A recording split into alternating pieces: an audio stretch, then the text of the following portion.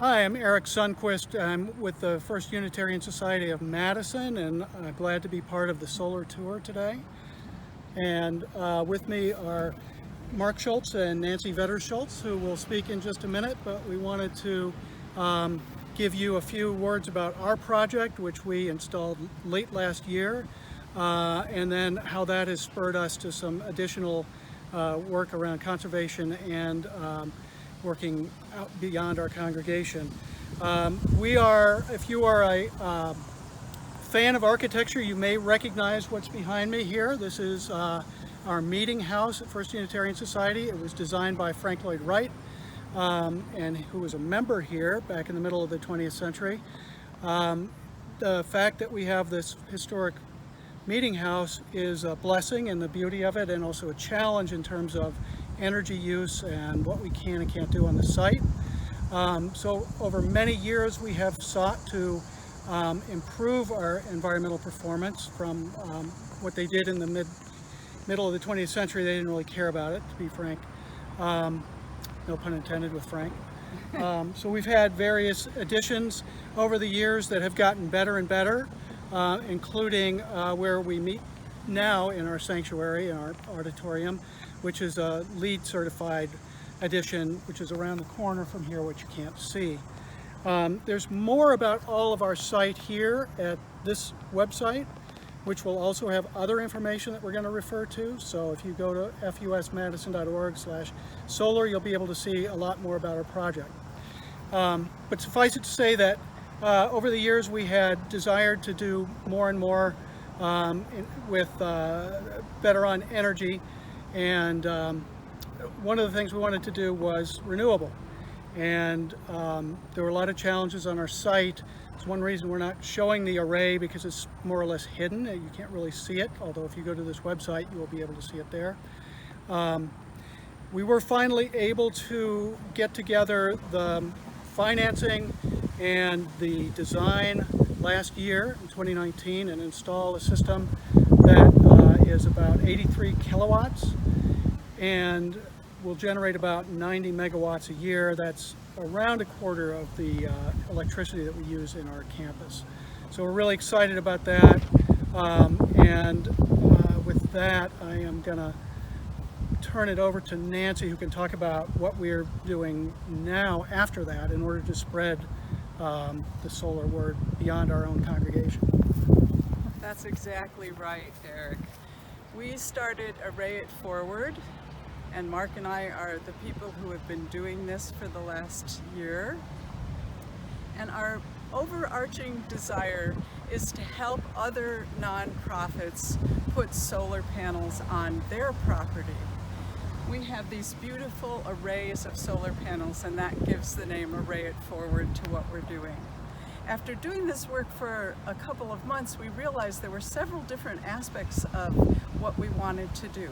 Not just help people walk through the sometimes confusing ways of financing and installing, but also be able to find tax sponsors so that nonprofits could do this and get the federal rebate as well. So that's a secondary thing that we're doing. Thirdly, we realized that we wanted to allow other nonprofits to initiate these projects, and so we started a fund called the Array It Forward Fund, which is a part of Renew Wisconsin's work. And there will be information for you so that if you would like to donate to this fund, as we have donated to this fund, and help other nonprofits get solar panels, then you can do that as well.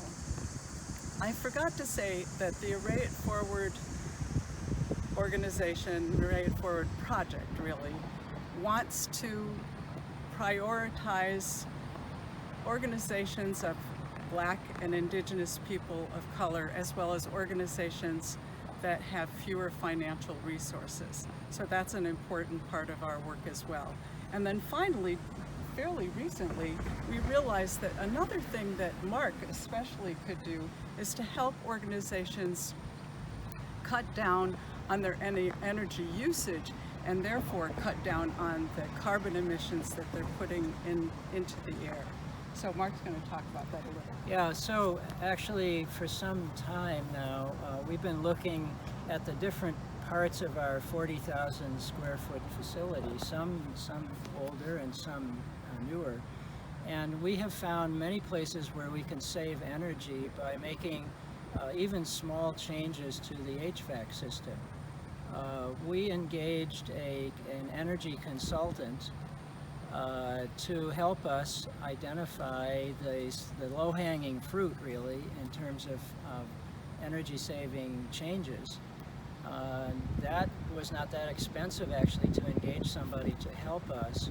And then, as we identified items that could lower our energy usage, in particular electric use, we were able to make changes now that have saved us about an additional 25% in our electric bill. And so I would urge people interested in solar to also look at efficiency measures in their facility, because often that's the least expensive and simplest thing to do, and it helps to have an expert to provide advice in that area. So it's really worked well here. We've lowered our electric carbon. And here, just to give you a sense of what the system is, you can see the entrance to our new auditorium. This is the LEED certified edition.